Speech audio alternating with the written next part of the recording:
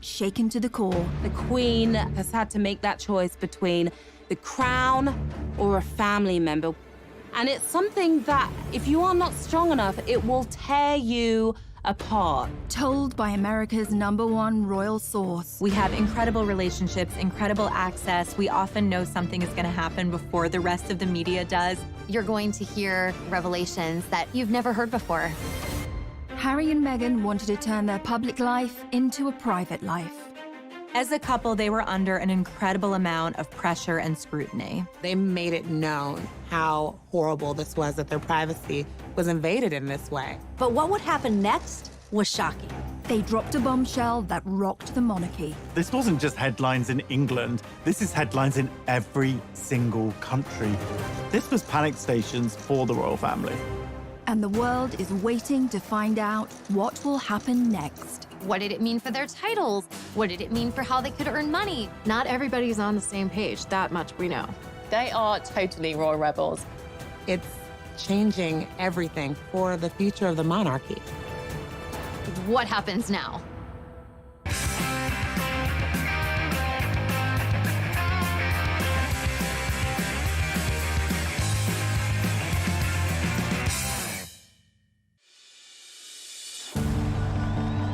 How does a girl born and raised in California end up meeting and marrying a royal prince? It sounds like something out of a straight-to-DVD movie, and at first glance, Meghan and Harry seem like an unlikely match, but they have more in common than you might suppose. We all think we know the Meghan Markle story, but this is who she really is. Meghan Rachel Markle was born 5,000 miles away from Prince Harry in California. People readers are obsessed with Meghan Markle because she was just an ordinary American girl. She grew up in Los Angeles in quite a regular family. She lived an ordinary life in many aspects. She was born to Thomas Markle and Doria Ragland. Meghan's dad actually worked in the entertainment industry. He was the lighting director on shows like Married with Children. And her mom had a bunch of different jobs. She was a yoga instructor and she was a social worker. I think her parents each brought different life experiences to her childhood and to raising her, and Meghan was really adored. When Meghan was born, she stepped into a pre-made family. She had an older stepsister, Samantha, and brother, Thomas Markle Jr., from her father's previous relationship. It was a blended family, and one of the sweet stories from her childhood that she shared is that she had coveted a Barbie doll set that was called a Heart Family. And it came in a white version and a black version. Her dad actually went, unbeknownst to her, bought both sets and then mixed them so that it looked more like her family. It just goes to show how cherished Meghan was by her parents and how much they wanted her to feel proud of her biracial heritage. However, a happy life for this blended family was short-lived. By the time Meghan was 6 years old, Thomas and Doria's relationship had come to an end and divorce followed, although it wasn't as acrimonious as some of the stories you may have heard. When Meghan first came on the scene, the royal scene, there was some really nasty speculation and headlines about Meghan's rough childhood, where she'd grown up, and really, frankly, racist approach to that. And it couldn't be further from the truth. They did everything they could to ensure that her childhood remained as loving and stable as possible, encouraging her creativity, making sure she was getting the very best education she could. In LA, Meghan attended the Little Red Schoolhouse and was soon writing to the very big White House. Yes, at the tender age of 11, she had already started campaigning for women's rights. When she was just 11 years old, she saw a dishwashing detergent commercial on television. It was by Procter & Gamble, and she felt it was very sexist. The gloves are coming off. Women are fighting greasy pots and pans with Ivory Clear. And Meghan said to her parents, why does it say women? Don't men also wash dishes? So her dad actually encouraged her to write a letter to Procter & Gamble, which she did, and the result was incredible. They actually changed the commercial to people across America. that got Meghan her first kind of national attention, and she saw that her voice mattered. Write letters and send them to the right people, and you can really make a difference for not just yourself, but lots of other people. As a teenager, Meghan attended the Immaculate Heart High School, an institution known for its liberal arts and drama courses. You know, Meghan always really wanted to be an actress. Even when she was in school, she was in her school plays and musicals. She was very popular, and she just sort of lit up the stage. After she graduated college, she was determined to make it as an actor. She had to start somewhere, and in 2006, she took a job as briefcase girl on the game show Deal or No Deal.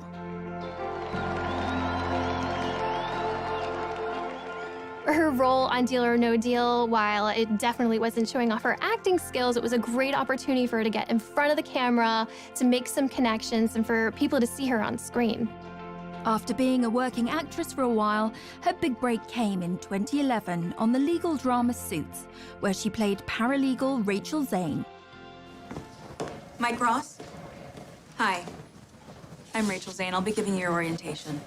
Wow, you're pretty. Good. You've hit on me. We can get it out of the way that I am not interested. No, I'm sorry. I would. Take notes. I'm not going to repeat myself.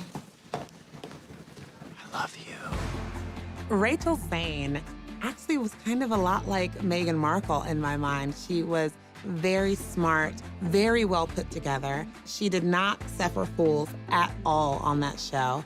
And she had a big heart. She just wanted to help. Once Meghan hit the big time, she had a platform and could use it to further her passion for activism. Meghan also promoted herself on social media with her own lifestyle blog called The Tig. You'd think that with everything going on, she wouldn't have time for romance, but she did. Meghan met Hollywood producer Trevor Engelson in 2004, and they had a long relationship and wed in 2011, and they seemed like a great fit at first, both pursuing these careers in Hollywood, him behind the scenes and her in front of the scenes with Suits. But the marriage was not to be. They were under a lot of pressure trying to sustain a long-distance relationship, and it proved to be too much for Meghan and Trevor. Their marriage lasted less than 2 years, and Meghan mailed back her wedding ring to Trevor, the divorce papers citing irreconcilable differences. Meghan was back on the market and ready to find her Prince Charming, unaware that he was living in London and was an actual prince. Across the Atlantic, Harry had a very different upbringing and a life that would turn him into the man we know today. Harry was born into a family that can trace their ancestry back over 1,000 years. Let's take a quick look at his family tree. Harry's grandmother is the Queen, but she's also the Duke of Lancaster, and she's married to a Duke, the Duke of Edinburgh. Beyond that, we've got their children, the Prince of Wales, Prince Charles, that's Harry's dad, his brother, Andrew, the Duke of York, Edward, the Earl of Wessex, and Charles's sister is Princess Anne, but she's also called the Princess Royal. Prince Charles married Diana, the Princess of Wales, and they have 2 sons, William, the Duke of Cambridge, and Harry, the Duke of Sussex. Thanks to his brother's kids, Prince Harry is knocked back to 6th in line to the throne, and all being well, he's now never going to get his hands on the crown jewels. Although Harry was born into a world of breathtaking privilege, he suffered a tragic childhood. Harry's childhood is really rooted in tragedy. His mother was killed when he was just 12 years old, when she was chased by paparazzi in Paris. And so he had to deal with that tragedy at such a young age, which definitely affected him for life. For anyone who remembers the death of Princess Diana, one of the most heartbreaking elements was seeing her young sons, William, Harry, who was just 12 years old, having to maintain that famous stiff upper lip. Everyone had to be stoic and be this brave face for the nation when Harry, a young boy, would have just been absolutely, crushed inside. We all remember the envelope with the word mummy on Diana's coffin. It just tore your heart out. You can't ask a child to have to contain all of those intense emotions and not think that later on, those feelings are going to need to be dealt with. Even an untroubled childhood can lead to a messy young adulthood. As Harry got older, he gained a reputation for being a rebel and a globe-trotting party boy. Harry's wild years throughout his 20s are well documented, from skirmishes with the paparazzi in public to a costume party where he came dressed as a Nazi. It just was endless. But today we know that all the sort of rowdy times were kind of a last hurrah before he left for his service. Harry went from party boy to action hero when he joined the military, where he served for 10 years, including 2 tours of Afghanistan. He thrived in that environment. Perhaps it was a relief for him being able to step away from the spotlight.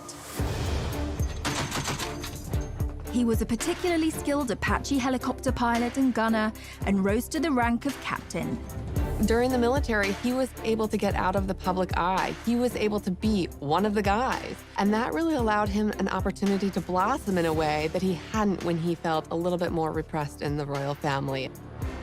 This is when we really began to see Harry coming into his own. And, watching him fly helicopters in his camo, this is when he starts to kind of rise as maybe the most sought-after bachelor in the world.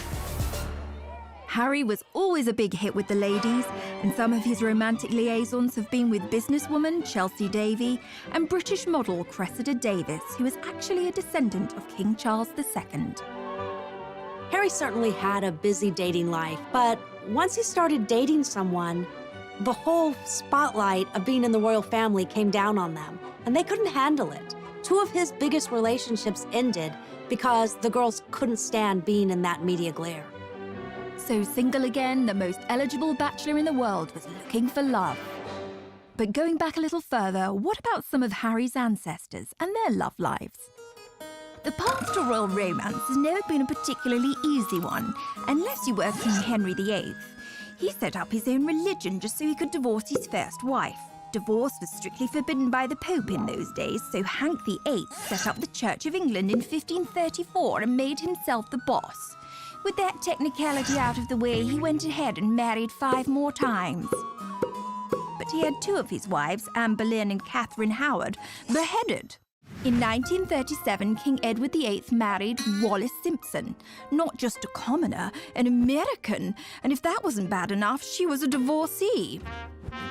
And like Henry VIII, who did what the heck he liked, Eddie's problem was that the Church of England didn't allow people to remarry if their ex-spouses were still alive. This was like an episode of Jerry Springer, and it provoked a constitutional crisis. Poor old Eddie had to abdicate. That's a lot to give up, especially when Mrs. Simpson was also seeing a married car mechanic called Guy Trundle. I promise you, we're not making this up. But rumours were she'd learned some tricks in a house of ill repute, which sounds thrilling, if rather tiring. If you wish to marry a commoner, you may end up with a morganatic marriage or left-handed marriage, an unevenly socially balanced marriage where the royals' titles and privileges don't extend to the spouse or offspring. It's a bit like flying, way easier to downgrade than upgrade. That law got changed for William and Kate, by the way. Now, Princess Margaret discovered that when she fell for Peter Townsend, a married man. Her sister, the Queen, told her she could marry him, but she'd lose all her titles and privileges. She decided to hang on to them and dump him, which feels extremely fierce and badass for 1960. Good choice, Madge. It goes to show that the path to true love is never easy, especially if you are marrying into the royal family, and Meghan would face her own challenges. Coming up. It was a very bold move, him standing up and protecting his girlfriend at the time and saying, I'm not standing for this.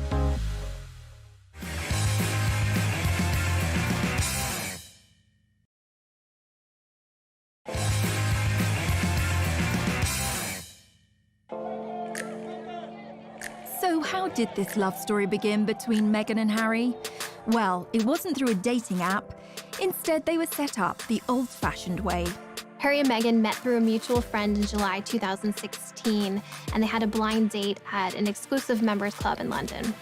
I didn't know much about him, and so the only thing that I had asked her when she said she wanted to set us up was, I had one question. I said, well, is he nice? And it seems the stars aligned. Hello, I'm world-famous astrologer Angel Idealism. I have cast what's known as the Davidson chart of Harry Windsor and Meghan Markle. In essence, you take two individual astrological charts and you mesh them into one chart and you interpret it as one chart. What's interesting, while I'm looking at Harry's chart, I wouldn't automatically say, oh, here's a royal. Saturn is where we have approach avoidance. I want it, I don't want it. I'm gonna eat that muffin, I'm not gonna eat that muffin. So he has it on his power seat, and Saturn rules authority figures. So he's yes, no, yes, no, yes, no. I wanna be an authority figure, I don't wanna be an authority figure. Meghan Markle, with loads of sparkle. So she does have Venus in Virgo, which is a difficult Venus position. Venus in Virgo is, I love you, comma, but your feet are stinky. I love you, comma, but I know you're a royal, but could you not be? You know, they're so bloody good together because Harry is a Virgo. And of course, Meghan has Venus in Virgo. So when somebody's Venus is on your sun, it's like you meet and it's love at first sight. So it's all or nothing, do or die. A yes is a yes, a no is a no, a maybe is why the heck we still talking. They are quite naturally a revolutionary coupling. After a handful of dates, things moved quickly, and Prince Harry invited Meghan to accompany him on a trip to Botswana in Africa. Classic fourth date move. We camped out with each other under the stars. We spent coming join me for 5 days out there, which was absolutely fantastic. So then we were really by ourselves, which was crucial to me to make sure that we had a chance to get to know each other. Yeah. Harry and Meghan were doing real-life Sleepless in London and Toronto at the time. Meghan's living in Toronto, where she has this busy career on Suits. Harry, of course, based in London. Like anyone knows, long-distance relationships aren't easy, but they found a way to make frequent trips to see each other as much as possible. For the first few months of their dating life, they were able to enjoy their secret love affair away from the glare of the media. But their relationship leaked out on October the 31st, 2016, with news Harry was dating an American actress. There's a misconception that because I have worked in the entertainment industry that this would be something I would be familiar with. But even though I'd been on my show for, I guess, 6 years at that point, and working before that, I've never been part of tabloid culture. I've never been in pop culture to that degree and lived a relatively quiet life. The British tabloids were incredibly harsh to Meghan. They used racially tinged language to describe her. They felt like she was a money grabber, a social climber, that she was doing this to be famous. The treatment of Meghan echoed how his mother Diana had been harassed and hunted by the press, but this time he was in a position to do something about it.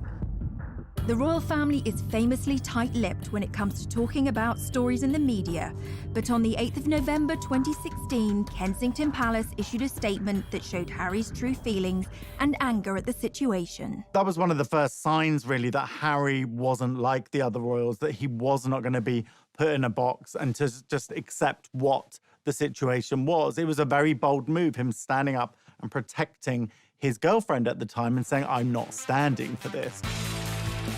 But also, Meghan was in love. She was going to do what she had to do to be there for him and to kind of deal, because you could tell this was not something that was taken lightly for her either.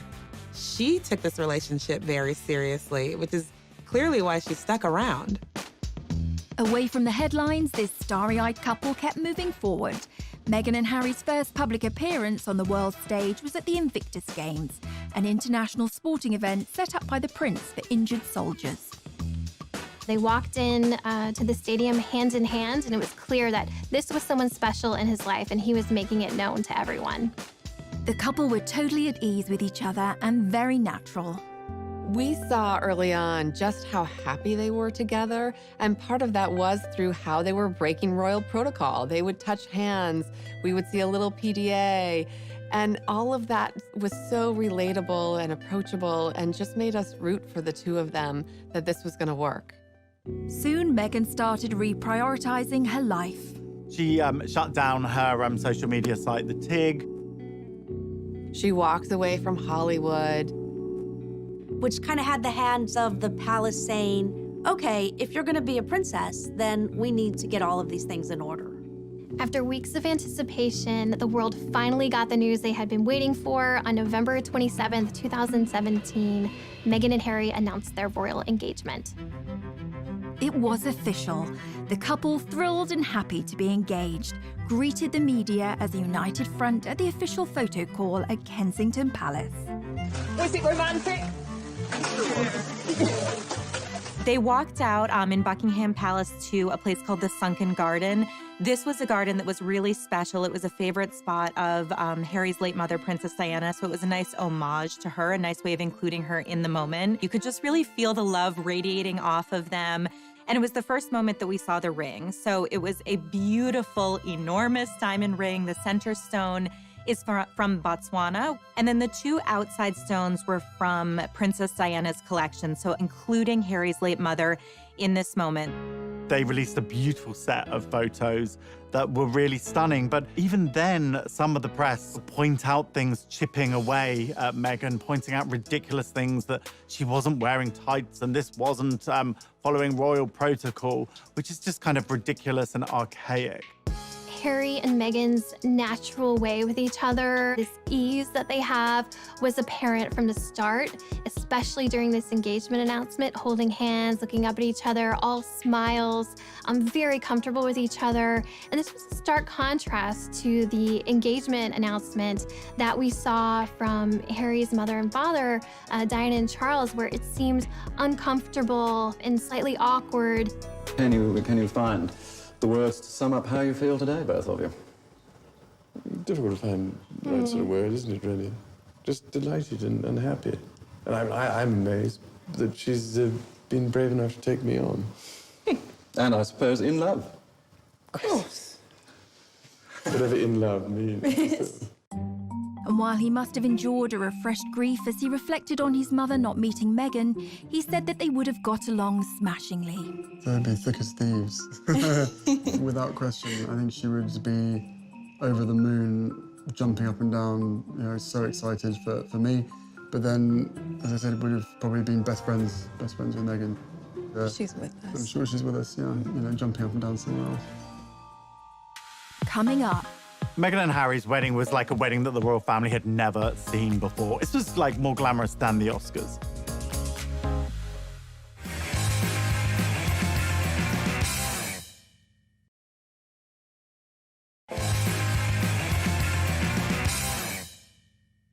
the world had been holding its breath, waiting to find out when Meghan and Harry would be tying the knot. It was finally announced that the couple would get married on May the 19th, 2018. A royal wedding is the ultimate in pomp and pageantry. Royal fans just delight in a royal wedding. I mean, it's the fairy tale. The royal wedding is Cinderella's castle, Prince Charming, all of that rolled up into one. And like so many decisions in this couple's life, they chose a different kind of royal wedding from their predecessors. The average wedding in America these days costs around $35,000, which seems like a lot and a pretty compelling case for a drive-through off the main drag in Vegas. The most recent royal weddings have become much more fancy-schmancy affairs. I mean, maybe not Kim Kardashian fancy, maybe not Elton and David pink champagne and caviar fancy, but in terms of cost, royal weddings win every time. Will and Kate's wedding cost $34 million in 2011. The price went up again for Harry and Meghan's wedding. That cost around $45 million. Sibling rivalry or just a lot of transatlantic flights? One of the most expensive royal weddings ever was in Monaco. Prince Albert II married Charlene Whitstock. That was about $70 million. But have you ever been to Monaco? A cheeseburger is like $40. It's ridiculous. Even that, though, was nothing compared to Harry's dad. In 1981, nearly 1 billion people watched as Diana Spencer married Prince Charles. And if you adjust for inflation, it cost somewhere between $70 and $110 million. But for all that, today's royal weddings seem like lavish affairs. Most of the budget goes on security. Right, back to Miss Markle. As Harry's bride, she provoked controversy not only as the first American to join the royal family, but the first biracial person to marry into it. Meghan had her own ideas of how she wanted her wedding day to be different. Harry and Meghan chose to have theirs at Windsor Castle in St. George's Cathedral, which is almost 700 years old and the final resting place of Henry VIII. Hooray! Hip hip! Hooray! God bless Prince Harry and Meghan! On the day, millions of people from around the world tuned in to watch the ceremony. Because this is history. This is very important moment. It was a truly glittering and international affair. Meghan and Harry's wedding was like a wedding that the royal family had never seen before. It was Hollywood meets royalty. You'll be watching and you're like, oh my God, there's Oprah, there's George Clooney, there's Idris Elba, there's the Beckhams. It's just like, there was just so many celebrities because they weren't just coming from Meghan. Harry had grown up with a mother who was very friendly with celebrities. This was like more glamorous than the Oscars. As with all weddings, tensions were running high. The media reported rumours that during the preparations for the wedding, a rift began between the Cambridges and the Sussexes. There was reportedly one dust-up between Meghan and Kate during a fitting for Princess Charlotte's little bridesmaid dress, where they had a disagreement and Kate ended up in tears. And of course, we have to keep in mind, this was very soon after Prince Louis was born. A source explained that Kate was still very emotional. There had been a lot of stress around the wedding and around the planning. On the wedding day, Meghan travelled to Windsor Castle through the procession route with her mother Doria by her side. Everybody was waiting with bated breath to see what Meghan's wedding dress would look like. Would it be some over-the-top, grand, poofy princess dress like Princess Diana? Would it be this sort of elegant, sophisticated lace, long-sleeve look like Kate Middleton? It was neither of those things. She had a very simple, tailored, streamlined dress. I mean, this really was understated.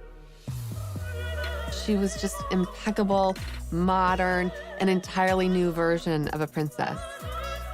Only a few days before, Meghan had been due to walk down the aisle with her father, Thomas, but he then announced that he would not be at the ceremony due to his recovery from heart surgery. And of course, the media went to town on the divisions within her family. Anytime there's a big wedding where families coming together, there's a lot of potential for strife and stress. And then came the question, who would walk Meghan down the aisle and what's going to happen now that her father is not there? She made a real groundbreaking move in deciding to walk the first steps by herself, which really showed that this was a strong, independent woman who was making the decision to step into this life on her own.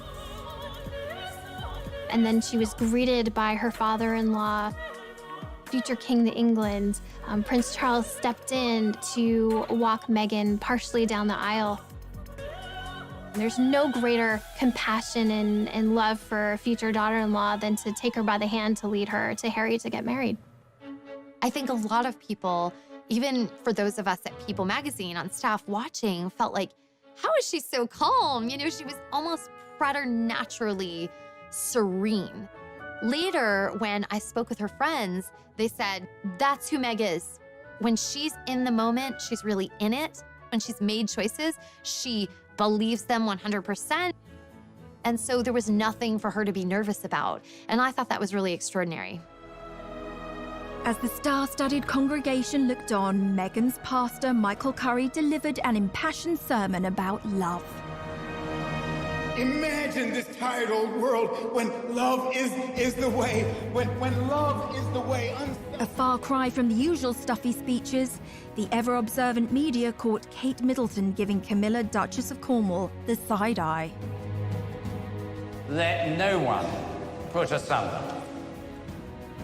All was saved when the newlyweds delivered what we had all been waiting for. Meghan and Harry follow in tradition by having their first kiss in public when they step outside of the church.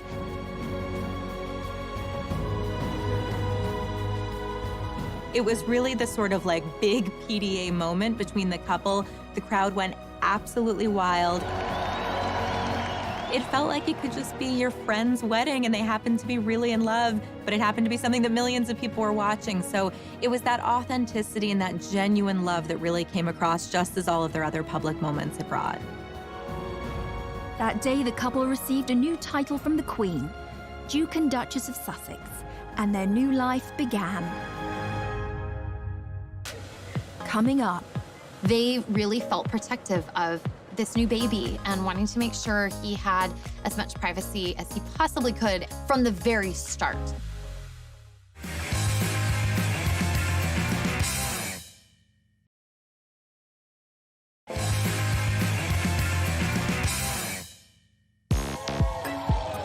The start of Harry and Meghan's life was exciting, and as newlyweds, they moved into Kensington Palace, right next door to Will and Kate. In the summer of 2018, Meghan and Harry are settling into newlywed life. She's stepped into not only a new family, but a whole new country. So they're just kind of established in their footing as a married couple. Meghan had done a great job being accepted into the royal family, and even the usually reserved Queen took a shine to her new granddaughter-in-law. The Queen herself wanted to show how much she was eager to welcome Meghan into the royal fold, and she did that by giving Meghan a ticket on board the royal train, which is how the Queen likes to travel. And in fact, you really felt that they had this chemistry between them, and Meghan was bringing new life and new joy to these outings. Meghan and Harry began their royal duties as Duke and Duchess of Sussex. But what exactly is a duchess anyway, and where do they fit into the whole royalty ladder? So, according to tradition, or Henry VIII, you have a god at the top of the heap, well, Natch, then an emperor, then a high king or queen, then a king or queen, then come your archdukes, grand princes and princesses, grand dukes and duchesses, then come your crown prince, and I mean, we're really climbing a long way down the ladder here, aren't we? After all them come duke and duchess. Fun fact, Meghan could actually be a duke. This isn't anything to do with which bathroom she uses. A woman can be called Duke too. What about Harry, though? Well, he's Duke of Sussex and also Earl of Dumbarton and Baron Kilkeel. The Duke and Duchess titles are kind of like a wedding present from the Queen. Here you go. I wasn't sure which toast you wanted, so I got you Hampshire instead. The annoying thing about being Duke or Duchess of Sussex is there's no duchy or territory of Sussex. Whereas Charles, Harry's dad, is Duke of Cornwall and also gets the Duchy of Cornwall, which literally means if you live in Cornwall, he could well be your landlord. Although it won't be him coming and fixing your broken toilet, but he does get the cash from owning it. And like Cornwall, there's no Duchy of Sussex and therefore no cash. So they don't get the cash, and guess what else Meghan doesn't have? Legal custody of her son Archie. According to a law from 1717, the Queen actually has governance over all the royal sprogs, including Will and Kate's. You might think it doesn't really have any relevance today, but apparently decisions like which members of the royal family are allowed to get on the same plane, yup, the Queen makes that call. Back to the couple's first royal tour of Australia, Tonga and New Zealand. Meghan and Harry were an instant hit with the public. And this is where we get to see Meghan shine. And there was a lot of echoes of Princess Diana in terms of her really bonding with people, with children, with a lot of the locals, giving speeches, which is something we hadn't seen Kate do before with such ease. Meghan was compared to Diana in another way, as a world fashion icon. Diana led the way in setting trends in the world of fashion. Back in the 80s, everybody wanted the Diana cut, and she occupied a fashion arena that included Audrey Hepburn, Jackie Kennedy, and some of the other most stylish women in history. When Princess Diana was alive, she was, without a doubt, one of the most photographed women in the world.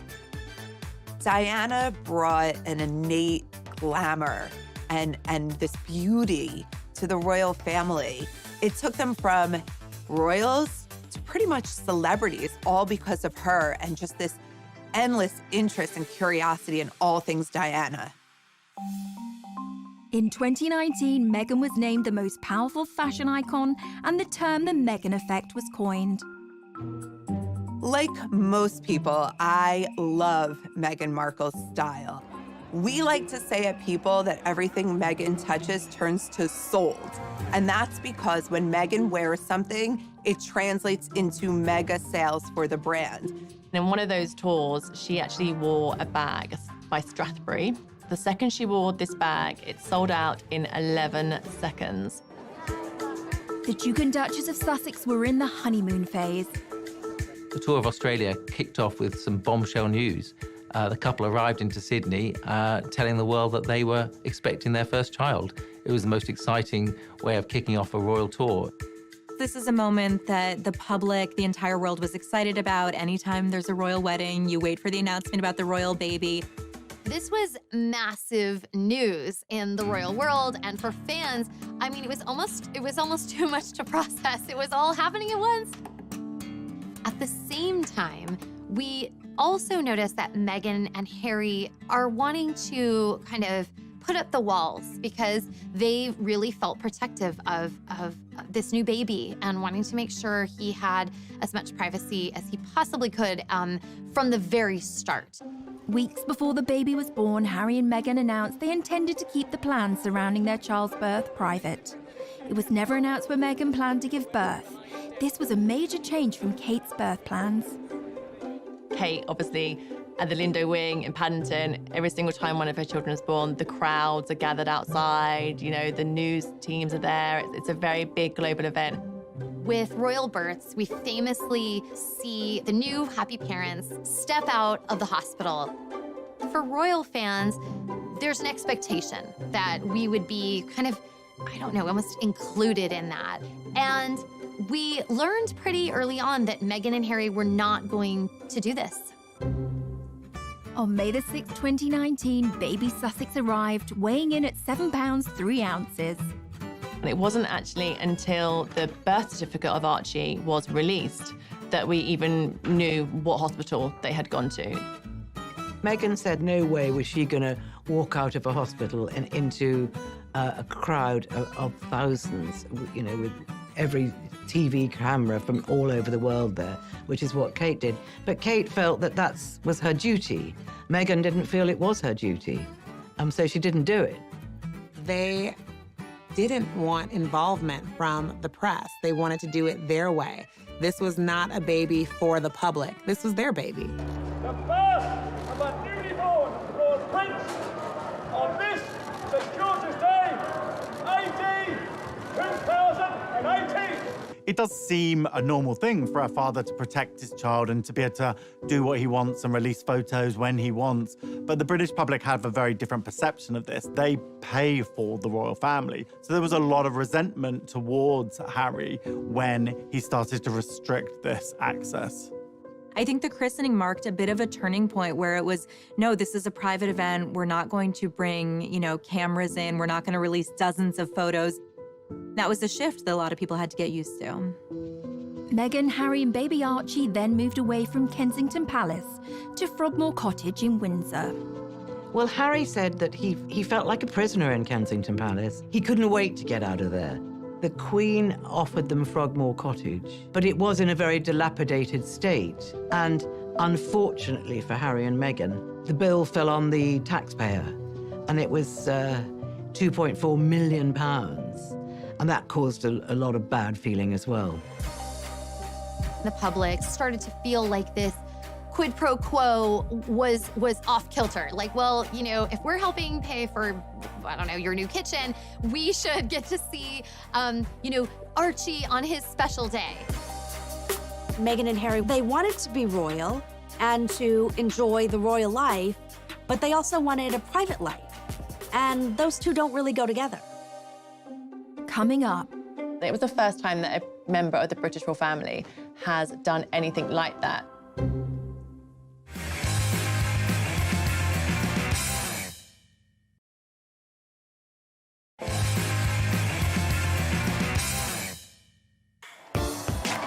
There's more to being royal than cutting ribbons and waving. There are very strict rules and protocols that must be followed. My name is Micah Meyer, and I'm the founder of Beaumont Etiquette. My training was very formal. It was done in London under a former member of the Queen of England's household staff. I think there's this heightened level of fascination when we all saw Meghan Markle marry into the royal family. We were like, wait, a real average person can become a real royal? In our minds, we just saw her go from A to B, but that definitely wouldn't have been the case. She would have been, practicing in royal aids, would have literally guided her throughout the entire process. Behind the scenes, she had to basically, in essence, join a royal training camp of how to become a royal. For instance, when you're addressing the Queen, she is Her Majesty, and after that is just ma'am, rhymes with jam. And it's always a curtsy, especially in public. Meghan, we saw it for the first time on TV, we were cheering her on, and the lower and the deeper her curtsy went, the more confident she became. And so we can see her confidence in her training kind of evolve. A lot of etiquette around the royal wife, and we actually see how she starts on that day that she was first engaged, and she's waving and very excited. And then we see her at the next event, and suddenly we see her fingers are together. And then we see that elbow come in even further, and then we see the polished wave in the end. Even the sitting position, that's one huge part of Meghan's training, we literally saw happen before our eyes. We see the old Meghan, and she would have one leg crossed over the other and her ankle kind of out and flapping about in a very casual way, which is very comfortable. As she becomes a royal, we see her training go into effect. That first big event where she's sitting next to the Queen, she's using this new technique. She has one over the other, toes pointing forward, and it's so tight. It's almost like there's a rubber band from her knees to her ankles. And if you tried to slip a little credit card in between her legs, good luck. You wouldn't have gotten it through. You can imagine how intimidating that first session of afternoon tea with the Queen must have been. Holding a teacup is actually even harder than it looks. You actually pinch your fingers together through the teacup, and then you use your middle finger underneath it. And if you want to support the teacup, you can use 2 fingers like the Duchess of Cambridge does at the very bottom. Knowing what she went through, how fast she went through that training, that's not typical for a royal. And she really did a good job. But Meghan hasn't always been so obedient, and when she started tearing up the royal rulebook, her newly universal adoration and shine began to fade. One of the ways that we see Meghan and Harry start to bend some rules, maybe even start to break some rules, was when Meghan guest edited Vogue. Unlike previous royal princesses' involvement with Vogue, Meghan didn't just pose for the magazine. In fact, she didn't put herself on the cover. She celebrated women around the world who are doing extraordinary things. It was called Forces for Change and included interviews with everyone from Jane Fonda to Greta Thunberg. It was the first time that a member of the British royal family has done anything like that. This move was seen as too political by some critics who saw this as kind of an inappropriate royal role for her and not what we had been used to seeing. There's an interview between Meghan and Michelle Obama, and Michelle Obama gives her some advice about how to handle fame and the royal family. Usually, you don't get outside advice. The palace is what gives you the guidance that you need to go forward. That didn't really go over well with some people. Yet again, Meghan was feeling the backlash from the world around her. Humans fear change, and in this situation, there was a lot of change going on. The aristocracy and the monarchy is a stuffy institution.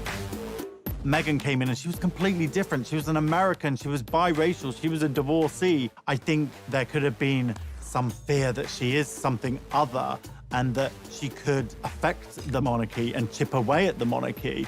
You know, I think in some ways, what Meghan and Harry have done is just shown, listen, we're gonna do what's right for us. We are going to do what we are comfortable with. Meghan and Harry are not the only royals to have a rebellious streak. There's a long line of royal rebels, but there are those who know how to make it work for them. What about Princess Margaret, the Queen's sister? She liked to party. She partied hard with her daughter's godfather, Anthony Barton, with a former Prime Minister's nephew, Alex Douglas Horne, and it's thought she even partied with Mick Jagger and Warren Beatty. She partied hard in her party house on the party island of Mustique. But then she calmed down and got herself a toy boy, marrying a guy 17 years younger than her. Then she got the first royal divorce since 1901. She rocks. But if you ask us, the royal rebel closest to Meghan's heart would probably be Princess Louise, Queen Victoria's fourth daughter. She questioned everything, earning her the nickname Little Miss Y. She was very cool. She refused to marry someone she didn't love, was an ardent feminist, and visited imprisoned suffragettes, the protesters for equal rights for women. And, stop me if this sounds familiar, she got married and moved to Canada. Her full name? Louisa Caroline Alberta, and yup, Alberta, Canada is named after her. The province was originally going to be called Louise. If you can find a more Meghan-friendly royal rebel than that, then you can send us to the Tower for treason. Coming up. It was a huge betrayal for Prince Harry and Meghan, and they let it be known. They filed suit. Pinch your fingers together through the teacup, and then you use your middle finger underneath it. And if you want to support the teacup, you can use two fingers like the Duchess of Cambridge does at the very bottom. Knowing what she went through, how fast she went through that training, that's not typical for a royal. Oh my and God. she really did a good job. But Meghan hasn't always been so obedient, and when she started tearing up the royal rulebook, her newly universal adoration and shine began to fade. One of the ways that we see Meghan and Harry start to bend some rules, maybe even start to break some rules, was when Meghan guest edited Vogue. Unlike previous royal princesses involved with Vogue, Meghan didn't just pose for the magazine. In fact, she didn't put herself on the cover. She celebrated women around the world who are doing extraordinary things. It was called Forces for Change, and it included interviews with everyone from Jane Fonda to Greta Thunberg. It was the first time that a member of the British royal family has done anything like that. This move was seen as too political by some critics, who saw this as kind of an inappropriate royal role for her and not what we had been used to seeing. There's an interview between Meghan and Michelle Obama, and Michelle Obama gives her some advice about how to handle fame and the royal family. Usually, you don't get outside advice. The palace is what gives you the guidance that you need to go forward. That didn't really go over well with some people. Yet again, Meghan was feeling the backlash from the world around her. Humans fear change, and in this situation, there was a lot of change going on. The aristocracy and the monarchy is a stuffy institution. Meghan came in and she was completely different. She was an American, she was biracial, she was a divorcee. I think there could have been some fear that she is something other, and that she could affect the monarchy and chip away at the monarchy. In some ways, what Meghan and Harry have done is just shown, listen, we're going to do what's right for us. We are going to do what we are comfortable with. Meghan and Harry are not the only royals to have a rebellious streak. There's a long line of royal rebels, but there are those who know how to make it work for them. It's about Princess Margaret, the Queen's sister. She liked to party. She partied hard with her daughter's godfather, Anthony Barton, with the former Prime Minister's nephew, Alex Douglas Horn, and it's thought she even partied with Mick Jagger and Warren Beatty. She partied hard in her party house on the party island of Mustique. But then she calmed down and got herself a toy boy, marrying a guy 17 years younger than her. Then she got her first royal divorce since 1901. She rocks. But if you ask us, the royal rebel closest to Meghan's heart would probably be Princess Louise, Queen Victoria's fourth daughter. She questioned everything, earning her the nickname Little Miss Y. She was very cool. She refused to marry someone she didn't love, was an ardent feminist, and visited imprisoned suffragettes, the protesters for equal rights for women. And, stop me if this sounds familiar, she got married and moved to Canada. Her full name? Louisa Caroline Alberta, and yup, Alberta, Canada is named after her. The province was originally going to be called Louise. If you can find a more Meghan-friendly royal rebel than that, then you can send us to the Tower for treason. Coming up. It was a huge betrayal for Prince Harry and Meghan, and they let it be known. They filed suit.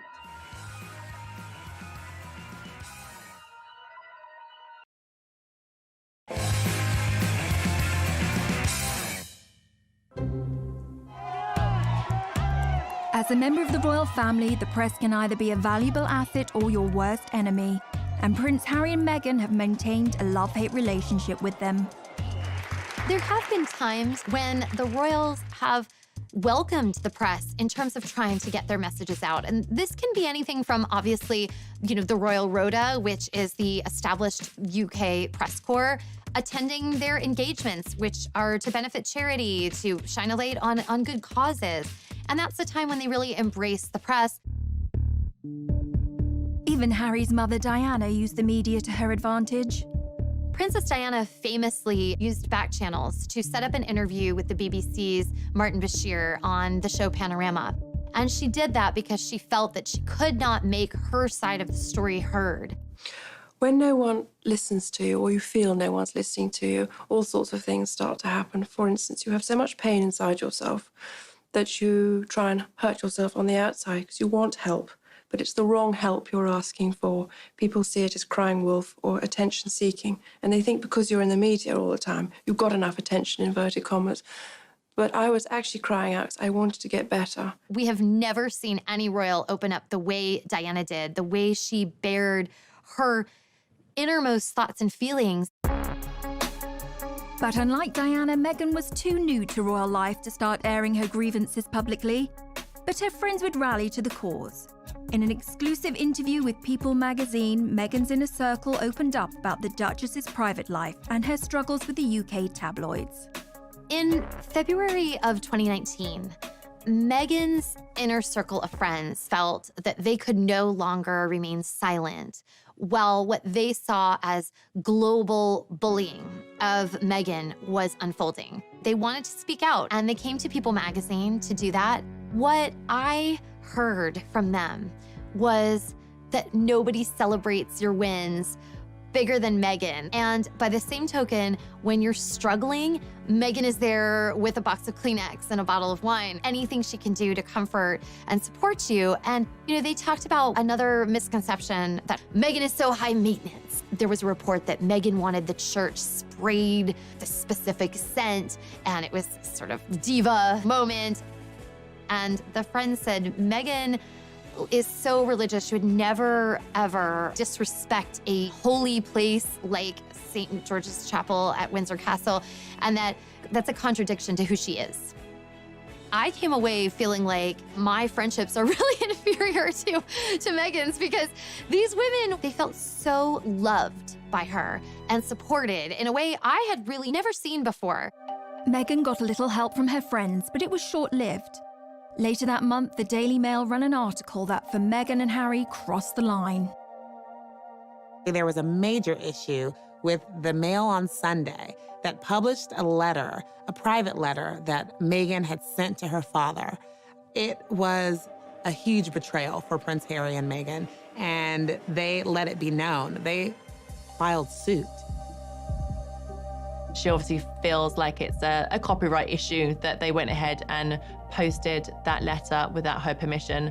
The action was accompanied by a scathing statement from Prince Harry denouncing the media's bullying of his wife. This clearly goes back to his anger and his hurt at how his mother was treated. Days later, Prince Harry sued the owners of The Sun and Daily Mirror for allegedly hacking his voicemails. They're both very much taking a stand against the UK press, against the tabloid intrusion that they feel has completely compromised their ability to have a private life. So who are the tabloids? If you're even slightly famous and you're in Europe, the chances are, whatever you're doing, someone is going to be taking a photograph of you. They're pretty aggressive with how they get their scoops. A famous scandal was Squidgygate. A British newspaper got hold of a recording of Princess Diana and her close friend James Gilby speaking on the phone. In the calls, Gilby calls Diana either Squidge or Squidgy 53 times. Try calling me that once, I dare you. There's always been a degree of push and pull with the press. Let's not forget the British royal family is paid for by British people. They help fund their lavish lifestyle. So what the royals get up to is very much in the public interest. Now, poor Meghan has felt the sharp end, and the coverage of her life in Kate Middleton's is astonishing. For Kate, not long to go, pregnant Kate tenderly cradles her baby bump. For Meghan, why can't Meghan Markle keep her hands off her bump? Is it pride, vanity, acting, or a new age bonding technique? For Kate's morning sickness cure, Prince William gifted with an avocado for pregnant Duchess. For Meghan Markle's beloved avocado linked to human rights abuse and drought. One thing's for sure, pics of the royal family mean cash, so watch out for that long lens, Meghan and Harry. Coming up. People were saying, is this gonna work out? Are they gonna be able to stick this out? Because it's not looking good.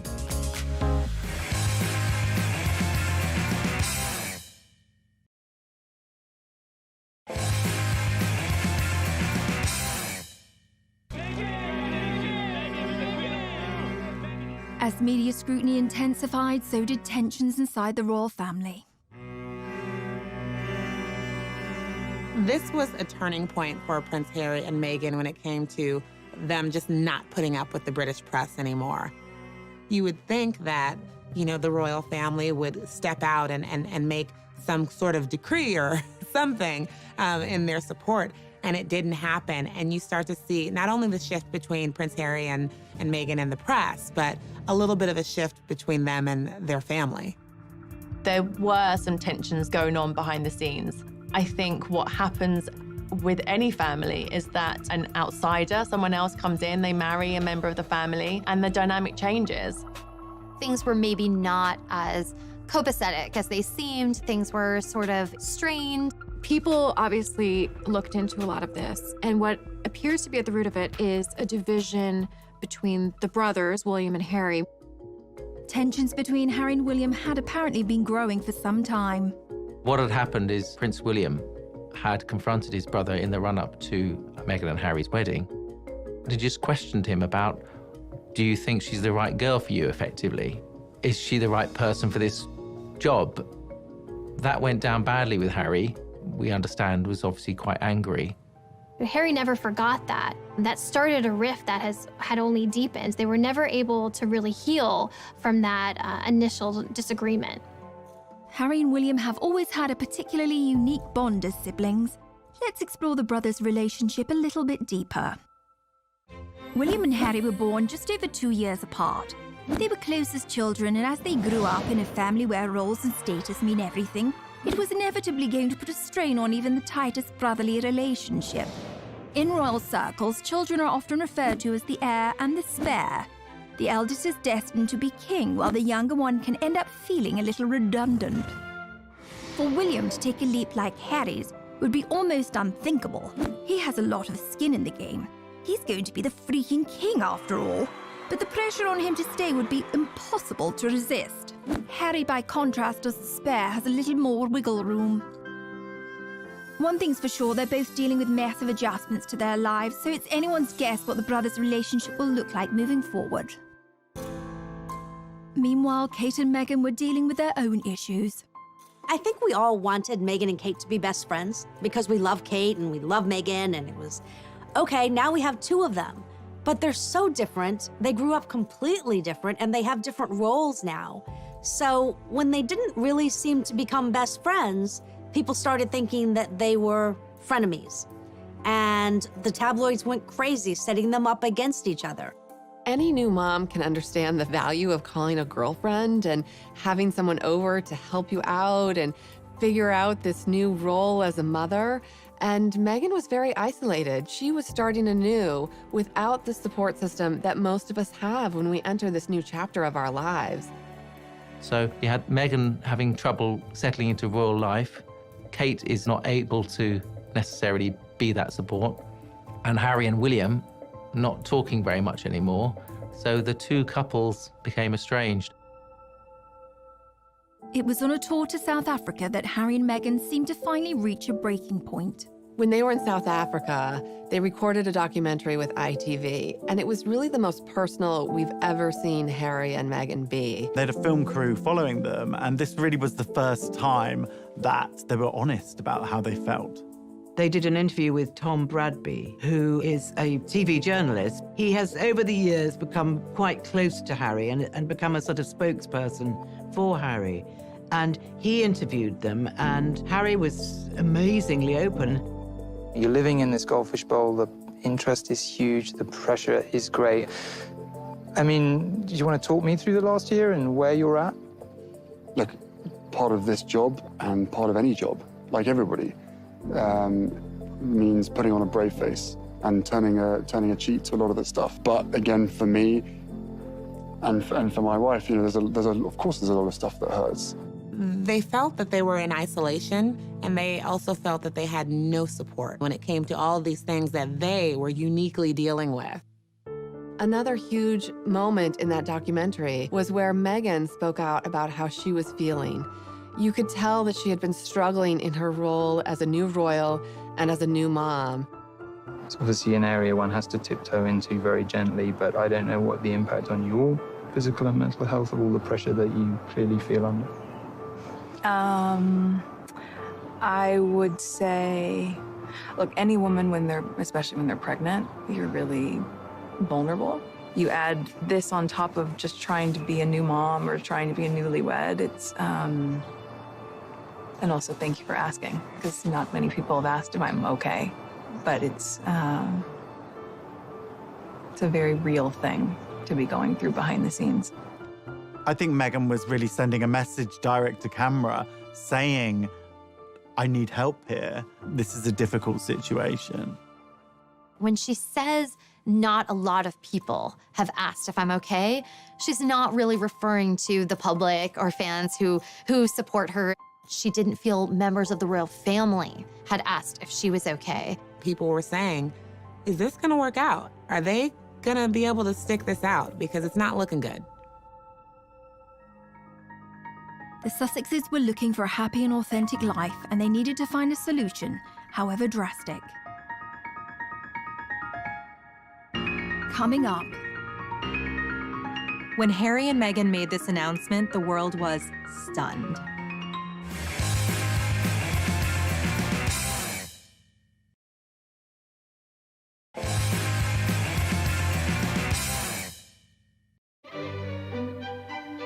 We all remember those moments in history that changed the world. The first moon landing. The assassination of John F. Kennedy. The first time we saw Kermit the Frog's legs. So weird. And when Harry and Meghan decided to leave the royal family. A royal announcement that is sure to rock the United Kingdom. Royal split. Harry and Meghan quit. Going it alone, the Duke and Duchess of Sussex. The royal family reeling this morning. A rift in the royal family not seen for a generation. I remember exactly where I was when I heard the news that they were leaving. I was sitting in my office at People. I think I was just running around the office, going from office to office, saying this is going to be the biggest story of a decade. I feel like we were in a meeting and we were like, wait, what? The rest of the royals didn't even know until 10 minutes before they put this statement out. On the 8th of January 2020, a statement was released from the Duke and Duchess that they were stepping down from royal life. They did it on social media, of all places. So right away, we were kind of all scrambling to keep up. It's on Sussex Royal, and is there gonna be more coming? And who's gonna answer the questions? I can't even imagine the chaos in the palace on that day. The poor queen, she's 93 years old, and now this. One of her favorite grandsons now stepping back from royal life, and what does that even mean? News like this usually goes through the royal communications team, goes through the queen. There is a long list of steps you take before this goes out to the public. So why did Meghan and Harry hastily make this announcement? I think part of this rush decision on their parts was because the story had actually already been leaked to the Sun newspaper. They were running it the following day, and from what sources tell me, they were forced into releasing their own statement. Harry and Meghan felt that when the news leaked to the Sun newspaper, they had no choice but to try and get out ahead of it. So suddenly this train had completely left the station and everyone was kind of struggling to keep up. I think it was a bad decision on Harry and Meghan's behalf to rush out this document without checking with the royal family. You don't change your decision-making and go against the Queen just because some scrappy journalist in London is saying that they've got a story. There had been rumours that Harry and Meghan had been in discussions with members of the royal family about leaving the monarchy, But this surprise announcement was a stunning reveal for all parties involved. It is a bit of a soap opera. But I mean, quite frankly, the things that have happened recently, you couldn't write it. You can hardly imagine how difficult that talk must have been between Harry and Meghan about what they were going to do. They've put Archie down to sleep, and they are trying to figure out how to walk away from one of the most important families in the world. Meghan and Harry have not been the only royals to drop a bombshell. Being royal is a high-stakes game, and if we look to the past, Meghan and Harry are not alone in causing a few royal eyebrows to be raised. Good old Chuck and Cammy, Charles and Camilla, first met in 1971, but waited 34 years to get married. In that intervening time, Charles married and divorced Princess Diana. There was an infamous moment when they were asked, "And are you in love?" Diana replied, "Of course," and Charles drawled, "Whatever love means." 15 years later, it was all over. In the meantime, Camilla had married and divorced Andrew Parker Bowles. But they didn't exactly wait until their wedding night to hook up. They were still married, but it was to the reported approval of Camilla's first husband, who knew all about it. In fact, a recording of a phone call between Charles and Camilla got leaked, which is far, far beyond what you might call a bit saucy. We'll let you look that one up for yourselves. This is a family show, people.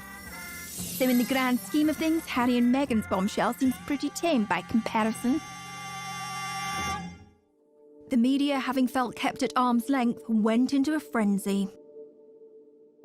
The British press and social media very quickly coined the phrase Megxit, which is really quite misogynistic. It's blaming the fact that Meghan and Harry are leaving the royal family on the woman.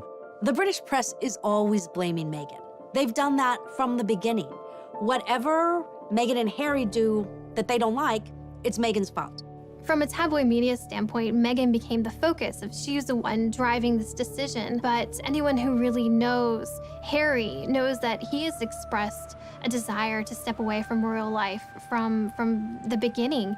There were times in his 20s where he kind of lamented at this role that he's in and hinted at that he would love to have a life outside of the royal family. So if anything, he's the one propelling this decision, and Meghan's supporting him. But I think we know now this is a decision they made as a couple. They're very much a family unit. You know, we know they have a great relationship and that they're doing things that they think are best for their entire family. This had to be something that really weighed on them. But what must have weighed on them more was what they had been through for them to make the decision to leave the royal family, to leave the Windsors. I mean, it's a dream for so many people. And they decided to just walk away. Coming up. Something like this could bring down the monarchy. This was panic stations for the royal family.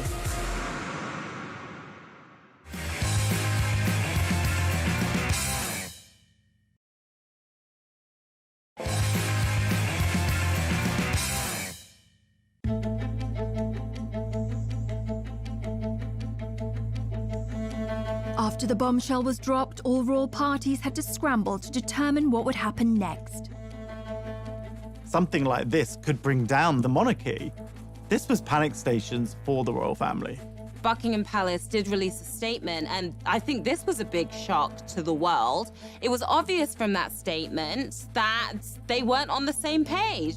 The discussions are still ongoing. We know they are expressing an interest to do this, but all the details haven't been worked out yet. The thing is, you don't announce the plan until you know what the plan is, right? They did things back to front. By now, Meghan had already gone to Canada, and 93-year-old Queen Elizabeth had to spring into action and implement damage control for the monarchy. The Queen and her senior advisors did some very quick thinking. They said that they were going to have a summit at Sandringham. She had Charles and William and Harry all meet her there, and then they sat down to talk it out. The pressure on the Queen here is immense.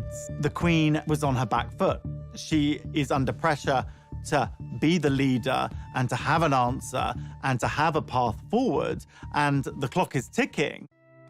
Within days, on January the 13th, 2020, the Queen publicly announced a declaration of her blessing for the couple.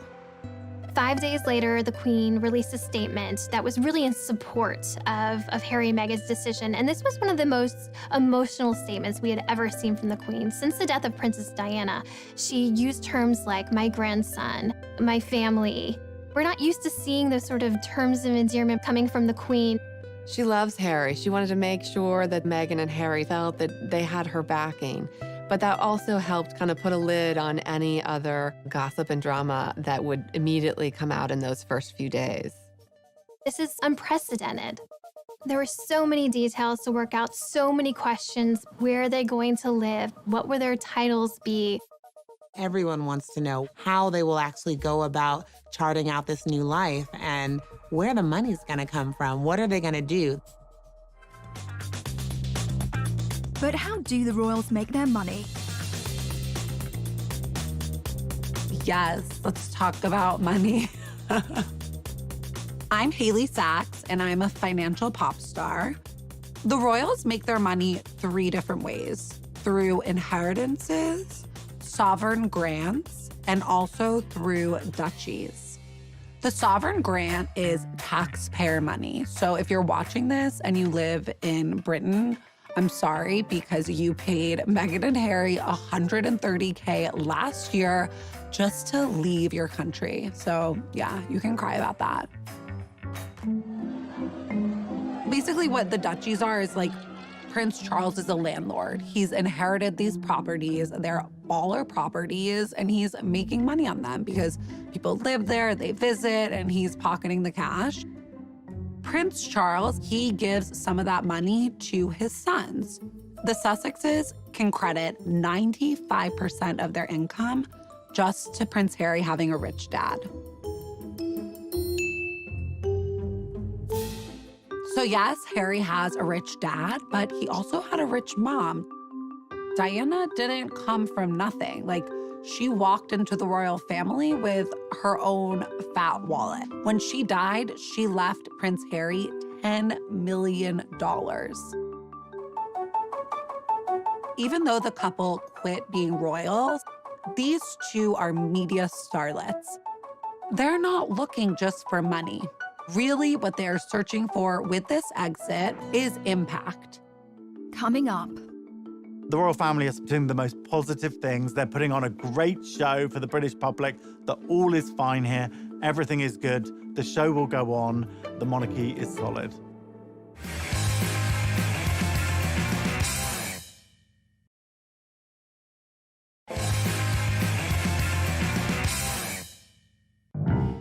While Meghan was busy unpacking her Suits DVDs in Canada, it was back to business for the royal family. It was initially a bit of chaos as everyone tried to kind of find their footing in this new, unprecedented order of things. At the end of the day, the monarchy has to come first and the crown has to come first. The Queen, she's not gonna let her emotions get the better of her. Now it's about action. It's about taking action and figuring out what are next steps. The monarchy is often, throughout history, in a very vulnerable position. There are a lot of people who don't agree with the monarchy. The monarchy can be perceived as a very undemocratic institution, essentially inherited power.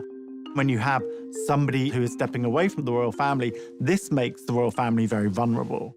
For those that had stayed, the Queen doled out presents. Prince William was bestowed with an additional royal post, Lord High Commissioner to the Church of Scotland. The royal PR team wanted the rest of the family to show a united front, and William, Kate, Charles and Camilla embarked on a rare joint charity engagement, and the British press dubbed them the new Fab Four. All this sort of family discord and fighting amongst themselves didn't look good. So the Queen wanted to fix this up.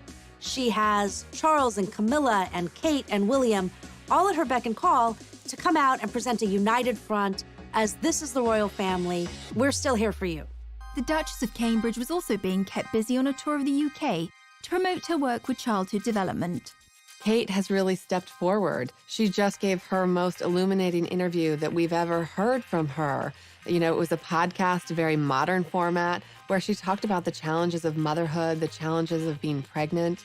So she's willing to take up this mantle and help support the monarchy any way she can. They're doing the most positive things. They're putting on a great show for the British public that all is fine here. Everything is good. The show will go on. The monarchy is solid. With the royal family's united front in check, the Queen had one last ground rule that needed to be laid. What was important to the Queen was that Meghan and Harry cannot continue to use their royal titles and the trademark of Sussex Royal. She didn't want any perception of impropriety that they might be making money in any kind of way off of any royal titles. Obviously, they're known as Sussex Royal. That is their Twitter handle, their Instagram name. The whole brand is based around that. The Queen and other members of the royal family had said, actually, no, that word royal cannot be used. No one can say royal unless they really are royal. Once Queen Elizabeth's terms were made crystal clear, Harry knew it was time for him and Meghan to move forward with their new life. One of the things that was just so exciting to see was how they took this bold step themselves. It was world-shattering news. It made headlines the world over. Was it perfect? No. But when you kind of take control and find your voice and realize, I can make this path forward, that's a really inspiring thing to see. During Harry's final few days in the UK, he delivered an emotional exit speech at a charity dinner in London. It brings me great sadness that it has come to this. There really was no other option. It has been our privilege to serve you, and we will continue to lead a life of service. So in that respect, nothing changes. But I hope that helps you understand that I would step my family back from all I have ever known to take a step forward into what I hope can be a more peaceful life. It's a tough situation, particularly for Prince Harry, because this is his family. These are the people who have loved him and raised him and who he has grown up with his whole life. We've all been in family situations that can be complicated, but they're always a part of who we are. So I think the goal for them is to still have warm relations. I think Harry and William still want to reforge their bond, but it's going to look very different than anything we've ever seen before.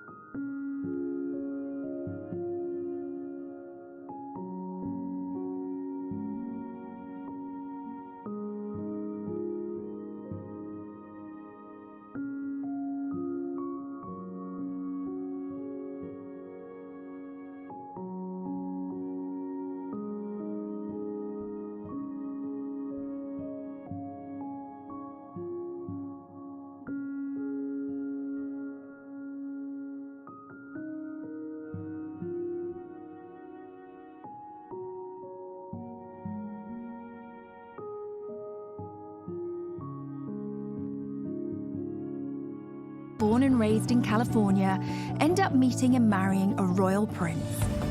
It sounds like something out of a straight-to-DVD movie, and at first glance, Meghan and Harry seem like an unlikely match, but they have more in common than you might suppose.